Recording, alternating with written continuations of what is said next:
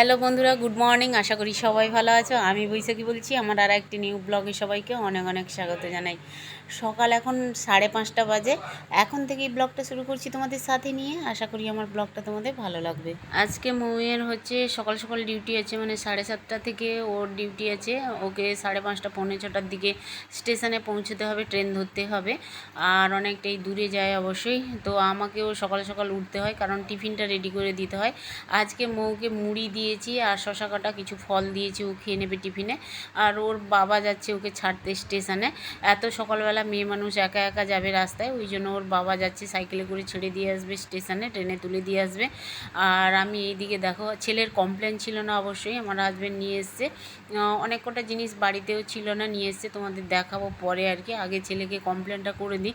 ছেলে ঘুম থেকে উঠে পড়েছে, আর ছেলের আজকে কিন্তু টিউশন নেই, তো বাড়িতেই পড়াশোনা করবে। ওর কোচিংয়ে এখন পরীক্ষা চলছে, আর একটা না দুটো পরীক্ষা হবে, তারপরে কোচিংয়ের পরীক্ষা শেষ হলেই আবার স্কুলের পরীক্ষা স্টার্ট হবে, ইউনিট টেস্ট আর কি, ফার্স্ট ইউনিট সাবমিটিভ পরীক্ষা যেটাকে বলে।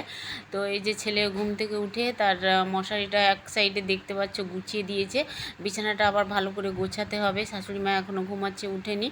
তো মেয়ে তো বেরিয়েই গেছে, আর আমি আমার হাজব্যান্ড উঠে পড়েছি, কিন্তু মেয়ে আগে উঠেছে, তারপরে আমি আমার হাজব্যান্ড উঠেছি।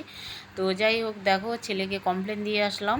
আর সকালের যে খাবারগুলো সেগুলো তো রেডি করতেই হবে।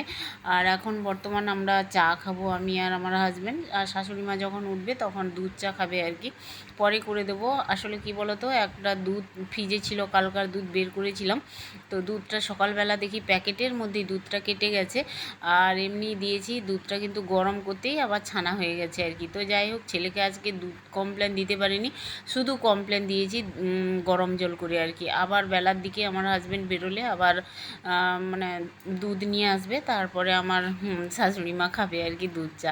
তো যাই হোক, আমি আর আমার হাজব্যান্ড চা খাবো। আমি ক্রিম কেক আর বিস্কুট দিয়ে, দুটো বিস্কুট দিয়ে চা খেয়েছি, আর হাজব্যান্ডকে হচ্ছে ব্রিটানিয়া থিন দিয়েছিলাম। আমি তো ক্রিম কেক আর বিস্কুটই খাই, মিষ্টি বিস্কুটটা অ্যাভয়েড করি। তো যাই হোক, মেয়ের নাইটিটা ছিল, ধুয়ে বারান্দার ঘরে ফেলে দিয়ে আসলাম। আর এই যে দেখতে পাচ্ছ, কয়েকটা জিনিস ছিল না, অবশ্যই আমার হাজব্যান্ড নিয়ে এসছে আর কি। তো আবার বাজারে যাবে, হাজব্যান্ড বাড়িতে থাকলে কিন্তু মানে দুবার তিনবার করে বাইরে বেরোয় সাইকেল নিয়ে।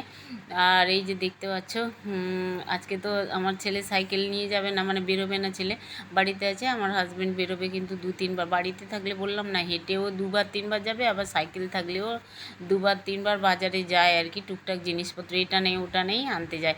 তো যাই হোক, বাড়িতে ছিল না, এই যে মুড়ি ছিল না, মুড়ি নিয়ে এসেছে, 1 কেজি মুড়ি নিয়ে চলে এসেছে।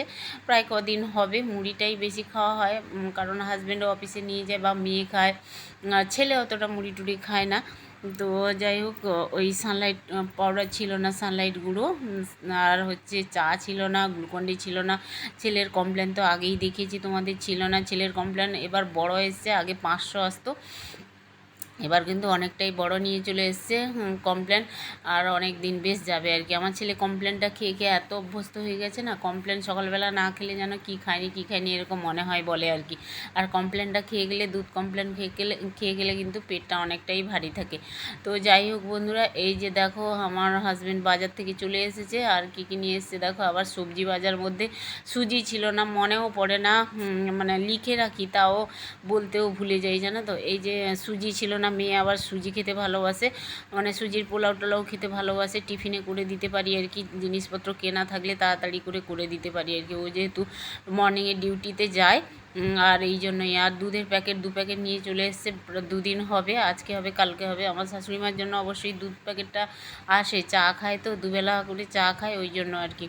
তো 1 প্যাকেট রেখে দিলাম, আর 1 প্যাকেট আমি এখন গরম করব, রুটি দিয়েও সবাই খাবে। রুটি না, সরি, আজকে রুটি করব না, আজকে হচ্ছে সবাইকে মুড়ি খেতে দেবো, সবাইকে মানে আমার হাজব্যান্ড, ছেলে, আমিও অল্প একটু মুড়ি খেয়ে নেবো, আজকে আর রুটি করব না। তো চিংড়ি মাছ নিয়ে এসছে, দেখতেই পাচ্ছ, বেশ বড় বড় চিংড়ি, আর হ্যাঁ, বেশ টাটকা চিংড়িগুলো নিয়ে এসছে। আমার শাশুড়ি মা তো দেরি করেই ঘুম থেকে উঠে, এখন প্রায় 9:30 পৌনে 10টা বাজতে যায়। মাকে ডাকলাম, ঘুম থেকে উঠতে বললাম, আর হ্যাঁ, আজকে একটু তাড়াতাড়ি ডেকে দিয়েছি মাকে। দিয়ে বিছানাপত্র একটু গুছাবো আর কি। মা ফ্রেশ হতে যাবে, আবার চা করে দেবো, মাকে চা খাবে। আর এই যে দুধের প্যাকেট দেখতে পাচ্ছ, মা ফ্রেশ হতে ঢুকেছে, আমি চা করব। দুধ গরমটা হলেই আমার ছেলে আমার হাজব্যান্ডকে খেতে দেবো। অনেকটাই বেশ সকালবেলা বেলা হয়ে গেছে, হাজব্যান্ড বাজারেও গেছিলো, আসতে অনেকটা লেট হয়ে গেছে।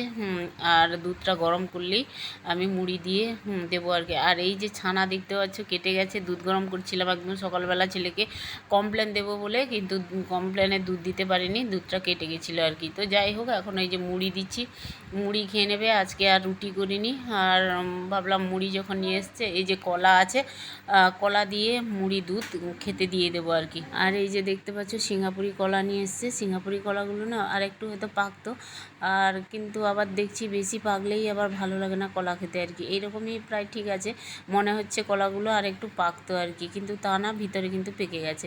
তো যাই হোক, এখানে দুধও গরম হয়ে গেছে, মুড়ির সঙ্গে দুধও দিয়ে দেবো। আর আমার ছেলে আমার হাজব্যান্ড টেবিলে চলে এসছে খেতে।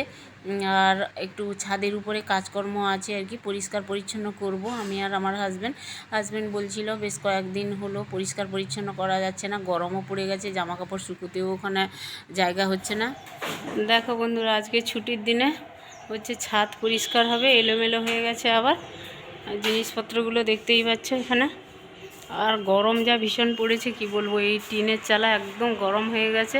এই যে আমাদের এখানে ফ্যান লাগানো হয়েছে, ফ্যান চালিয়ে দিল আমার হাজব্যান্ড। তো আমি আর আমার হাজব্যান্ড এগুলো পরিষ্কার পরিচ্ছন্ন করব, ঠিক আছে। আমাদের এই যে এখন সময় পাচ্ছে না একদমই, সকাল হলেই বেরিয়ে যায়। আর এই যে দেখতে পাচ্ছ বোতলগুলো কালার করছিল ফ্লাওয়ার ভাস বানানোর জন্য, আর ডিজাইন করবে, তো এগুলো আবার গুছিয়ে রেখে দেবো, পরে করবে আর কি এগুলো। চলো এখন ছাদটা পরিষ্কার করে নিই দুজন মিলে।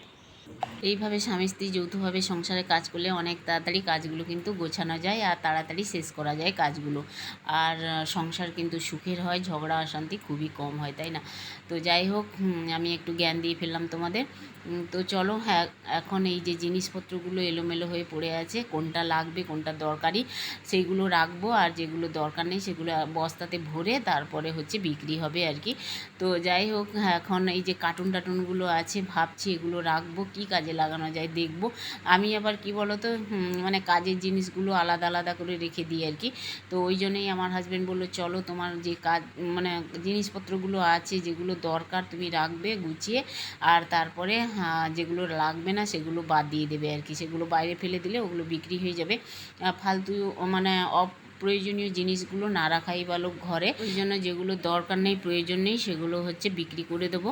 আর যেগুলো একদম দরকার বা যে কাজগুলো করব আমি জিনিসগুলো নিয়ে, হাতের কাজ, আমার মেয়ে তো আবার বসে বসে যেগুলো কার্টুন বা শিশি বোতল এগুলো থাকে ওগুলোতে কালার করে, হাতের কাজকর্ম করে আর কি। আমি রেখে দিই, ও বলে যে ওগুলো রাখতে, শিশু বোতল বা হচ্ছে কার্টুন থাকলে অনেক সময় ও হাতের কাজ নিয়ে বসে আর কি। তো যাই হোক, যেগুলো রাখার দরকার সেগুলো রেখে দিয়েছি। এখন দেখো ঝাঁট দিয়ে দিয়েছি, ছাদটা পুরো ঝাঁট দিলাম, অনেকটাই ময়লা বেরোলো, কিন্তু ধুলো তো হয়েইছে, দেখতে পাচ্ছ এত ধুলো জমে গেছে না। আর গ্রামের বাড়িতে চলে গেছিলাম, অনেক কাজ জমে গেছিলো জানো তো, একে একে একটা একটা করে কাজ করছি, কয়েক সপ্তাহ বেশ হয়ে গেল। তো হাজব্যান্ড বলছিল যে এগুলো গোছাবে, আগের সপ্তাহে বলেছিল গোছানোর জন্য, কিন্তু সময় হয়ে ওঠেনি। আর এই সপ্তাহে ভাবলাম না, সময় আছে হাতে, আর রান্না একটু দেরি হলেও হবে, সকালবেলা যেহেতু মুড়িও খেয়েছে, খিদেও লেগে যাবে দুপুরবেলা, রান্নাও করতে হবে। সেদিকে শাশুড়ি মাকে বলে দিয়েছিলাম যে কী কী রান্না হবে একটু জোগাড়যন্ত্র করে রাখতে। আর মা বসে বসে কিন্তু টুকটুক করে সবজিপাতি কেটে দেয় আর কি, আমারও সুবিধে হয়। মা সবজিপাতি বসে বসে কাটতেও পারে, বেশ সুন্দর করে সবজি কেটে দেয় মা, আমি রান্নাও চাপিয়ে দিই তাড়াতাড়ি আর কি, এটাই সুবিধে হয় আমার। তো মা যদিও ওঠে দেরি করে, কিন্তু মানে কি বলবো, বসে বসে সবজি অন্তত কেটে দেয়, শাক পাতা বা কোনো সবজিপাতি কাটতে বললেই কেটে দেয় সুন্দর করে আর কি। তো দেখো, এখন ঝাঁট দেওয়া কমপ্লিট করে নিয়েছিলাম, আর হাজব্যান্ড জল বালতিতে ভরে দিয়েছিল, আমি এই যে জল ঢেলে নিচ্ছি আর কি। একদম জল দিয়ে ছাদটা ভালো করে পরিষ্কার পরিচ্ছন্ন করে রাখছি, কারণ এত গরম পড়ে গেছে তো কি বলবো। আর মানে ছাদের উপরে আসলে একটু বসলে বেশ শান্তি লাগে, আর সন্ধেবেলা এত মশা হয় না, কী আর বলবো। তো যাই হোক বন্ধুরা, ছাদ পরিষ্কার করে একদম চলে এসেছি নিচে, আর খিদেও পেয়ে গেছে সবার মোটামুটি।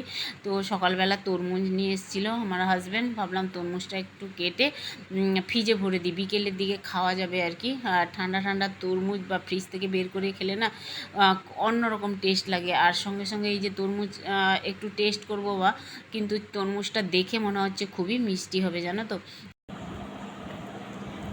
বন্ধুরা। দেখো আজকে আমাদের মেনু হয়েছে দুপুরের, এই যে পুঁই শাক ভাজা করেছি, আর এটা হচ্ছে গিমে শাকের ভাজা পেঁয়াজ দিয়ে সর্ষে বাটা দিয়ে, এইটা হচ্ছে চিংড়ি মাছ দিয়ে পুঁই শাক দিয়ে কুমড়ো আলুর তরকারি করেছি, আর এখানে হচ্ছে ভেন্ডি ভর্তা করব, আমার হাজব্যান্ডের প্রিয় খাবার। মানে ভেন্ডি ভাতে দিয়ে ভর্তা খাওয়ার, মানে মাখা খাওয়ার আর কি। পেঁয়াজ কেটেছি, লঙ্কা দিয়ে মাখবো। আর ছেলে খেতে বসছে, হাজব্যান্ড খেতে বসছে, তোমাদের আর দেখালাম না, খালি গায়ে বসছে ওরা খেতে। আর হচ্ছে এখানে একটা মেনু হচ্ছে, তোমাদের একটু দেখাই। এটা রান্না করতে আর সময় হচ্ছে না, ওদের খিদে পেয়ে গেছে অনেকটাই, আজকে বেলা হয়ে গেছে অবশ্যই। তো চিংড়ি মাছ দিয়ে, এই যে চিংড়ি মাছ দেখছো, এইটা আলু পটল দিয়ে তরকারি করবো আর কি। তো আর মনে হয় এখন এই বেলা আর খাওয়া হবে না, খাওয়া হবে হচ্ছে ওই বেলা। ঠিক আছে, যা পরিস্থিতি দেখছি আর কি।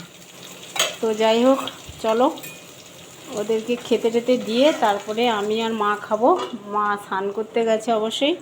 খাওয়ার আগে ভাবলাম গ্যাস ওভেনটা একটু মুছে নিই আর কি। এমনিতেই রান্না করতে করতেই যখন তেল ছিটা পড়ে তখন একটা কাপড় দিয়ে মানে যখন তখন মুছে নিই, এটা আমার একটা অভ্যেস হয়ে গেছে। আবার রান্নার পরে ভালো করে গ্যাস ওভেনটা মুছে নিই আর কি, সুন্দর করে রান্নাঘর গ্যাস ওভেন মুছে নিই, পরিষ্কার করে নিই। আর কারণ কি বলো তো, আবার যখন বিকেলে চা করতে আসবো, সন্ধ্যেবেলা বা রাত্রে রান্না করতে আসবো, রান্নাঘরে এলোমেলো নোংরা থাকলে কিন্তু ভালো লাগে না রান্নাঘরে আসতে, বা ঢুকলে একটা কি কেমন লাগে আর কি, নোংরা বা চারিদিকে জিনিসপত্র ছড়ানো এরকম একটা মনে হয়। এই জন্য রান্নাঘর বা গ্যাস ওভেন পরিষ্কার পরিচ্ছন্ন থাকলে বেশ ভালো লাগে মনটা আর কি।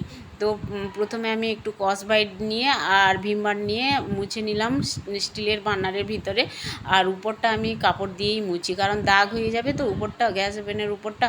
আর এই যে নিচে দেখো, আমার গ্যাস ওভেনটা ভীষণ ভারী, 3 বার্নারের গ্যাস ওভেন, আগের বার্নারটা যে স্টিলের সেটা অতটা ভারী না। তো যাই হোক, গ্যাস বার্নার উপরে বা গ্যাস ওভেনের নিচটাও মুছে নিলাম, এখন ফাইনাল মুছে নিচ্ছি। তো চলো আজকের ভিডিও এখানে এন্ড করছি, সবাই ভালো থেকো, টাটা বাই বাই, আবার দেখা হচ্ছে নিউ ভিডিও নিয়ে।